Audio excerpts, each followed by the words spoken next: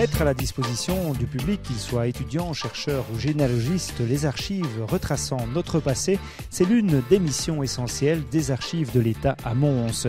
Installée depuis 2006 sur le site des Grands Prés, cette institution fédérale, gardienne de notre passé, vit aussi à l'heure du futur avec la numérisation. Bien entendu, les archives de l'État ont pour mission de conserver les archives, mais conserver pour le plaisir, ça n'a pas beaucoup de sens. L'objectif est de communiquer ces archives, de les rendre accessibles au public en général, et nous disposons ici d'une très belle salle de lecture qui permet d'accueillir le public dans les meilleures conditions. Depuis 1965, Michel Andry prend régulièrement le chemin des archives pour retrouver les traces de ses ancêtres, et il va de découverte en découverte. En fait, je poursuis une généalogie que j'ai commencée après le décès de mon père, après avoir retrouvé de vieux papiers.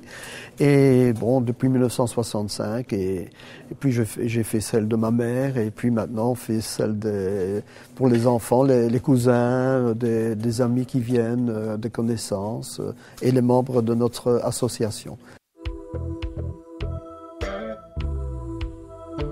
Sauvegarder et conserver les archives, certes, mais pas dans n'importe quelles conditions. Il faut envisager le problème à long terme.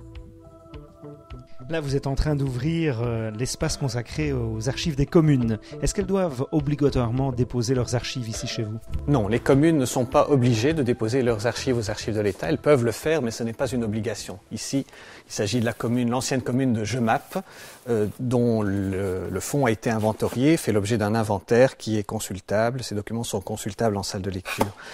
Les communes ne sont pas obligées, mais certaines administrations sont par contre obligées de déposer aux archives de l'État. C'est le cas des cours et des tribunaux, des notaires et des administrations qui dépendent de l'État fédéral, comme l'enregistrement ou les hypothèques. L'une des facettes importantes de votre travail d'archiviste, c'est de mettre à disposition du grand public et des chercheurs les documents d'archives, mais ça nécessite tout un travail préalable. Oui, effectivement, c'est le travail de classement, d'inventoriage. Et ici, par exemple, nous avons un petit fonds donc, qui est relié à la guerre 14-18, qui est le fonds donc, d'Albert François, qui était délégué du Comité national de secours et d'alimentation. Et vous voyez par exemple ici un dossier qui concerne donc, de l'aide à une famille de condamnés. Tous ces dossiers, évidemment, doivent être classés selon une certaine structure afin de les rendre accessibles facilement au public. Alors, on voit ici des archives papier. Est-ce qu'à l'avenir, les archives papier vont toujours être accessibles au public ou est-ce qu'on va arriver à une numérisation de plus en plus large de ces documents ? La numérisation est un processus qui permet évidemment de ne plus communiquer directement les documents originaux. On ne peut pas envisager de numériser l'ensemble des documents que nous conservons ici. Nous conservons près de 20 km de documents. Donc nous nous concentrons sur les documents qui sont le plus souvent consultés, donc qui sont le plus menacés. Il s'agit principalement des registres paroissiaux, de l'état civil, des cartes et plans, donc des documents de grande valeur ou souvent utilisés et dont la manipulation risquerait de détériorer l'état. Ce sont ces documents qui sont numérisés en priorité.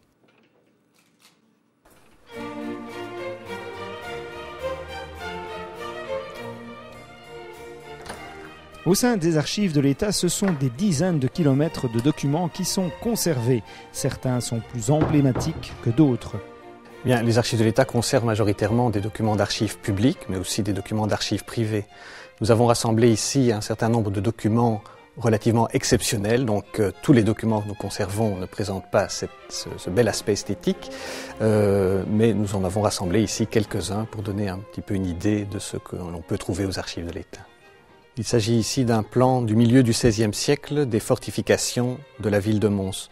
On voit très bien indiquer les différentes portes de la ville, la porte du rivage, la porte du parc par exemple, la rivière, la Trouille qui traversait la ville de part en part.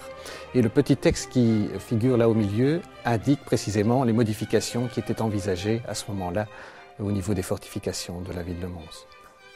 Il s'agit ici d'un document qui provient des archives de la prison de Mons, qui ont été déposées récemment aux archives de l'État. Et nous l'avons ouvert à une page qui est assez exceptionnelle, puisqu'on y voit la mention de l'écrou, donc c'est-à-dire de l'incarcération à Mons du poète Paul Verlaine, qui a été emprisonné entre 1873 et 1875 à la prison de Mons. Ce très beau plan date des années 1530. On y voit la collégiale Sainte-Vaudrue et l'église Saint-Germain, qui n'existe plus à l'heure actuelle, mais qui se trouve à l'emplacement du square Saint-Germain à Mons. Il s'agit ici du plus ancien document conservé par les archives de l'État à Mons. Il est daté de 965. C'est une charte qui concerne l'abbaye de Saint-Guilain, charte par laquelle l'empereur d'Allemagne, Othon Ier, confirme l'abbaye de Saint-Guilain dans la possession de différents biens situés dans la région et prend cette abbaye sous sa protection.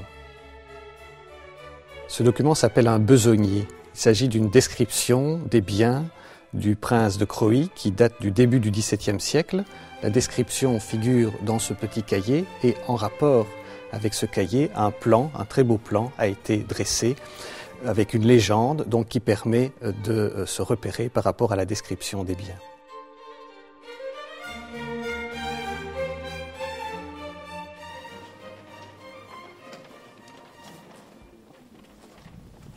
Les besoins du public sont très variés. Si les étudiants en architecture, par exemple, sont davantage intéressés par la cartographie et l'iconographie, les généalogistes vont, eux, privilégier les registres paroissiaux et les actes notariés. Bien entendu, donc les documents numérisés sont mis à la disposition des lecteurs en salle de lecture sur des écrans. Et l'intérêt sera aussi pour les lecteurs qu'ils auront accès à partir d'un dépôt d'archives de l'État à l'ensemble des documents numérisés pour toute la Belgique. Comme évolution, il y a plus de généalogistes, bien sûr, actuellement, mais aussi, je vois aussi beaucoup d'étudiants qui viennent pour leurs travaux universitaires, des chercheurs, des historiens, et le généalogiste fait les deux. Enfin, le bon généalogiste doit étoffer un petit peu ses recherches et retrouver un peu la vie des familles. C'est pour ça que notre société s'appelle Société d'histoire des familles du Hainaut. Voilà. Alors, au bout de toutes ces années, qu'est-ce que vous découvrez encore comme document ? Il y en a toujours, puisque le conservateur, M. Honoré, vient de m'annoncer encore une bonne nouvelle, c'est qu'on vient de rentrer du notariat, et justement de la commune qui m'intéresse, Binge, du côté de ma mère, quoi. Il faut parfois prendre son mal en patience, on ne peut pas consulter les archives en ayant un certain nombre d'années. Oui, ça, il y a bien sûr toujours en Belgique la loi des 100 ans. En France, je crois que c'est 75, donc 75, comme ils disent.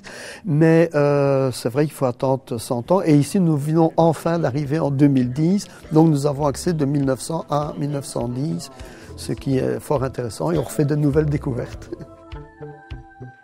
Parmi les missions figure également le conseil aux institutions publiques et organisations privées dans le domaine de l'archivistique. En effet, c'est une des missions des archives de l'État qui est peut-être moins connue. C'est une mission de surveillance ou de conseil.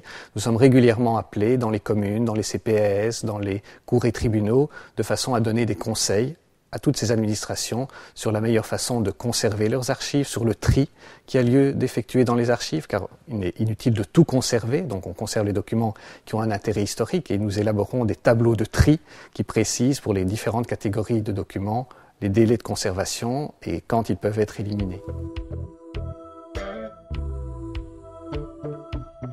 Vous vous associez aussi régulièrement à des institutions, des associations qui mettent en valeur le patrimoine archivistique, comme récemment sur cette histoire des bourgmestres de l'entité de Mons. Oui, cette exposition qui a eu lieu il y a quelques mois à Mons était basée pour la plus grande partie sur des documents d'archives communales que nous conservons ici aux archives de l'État à Mons.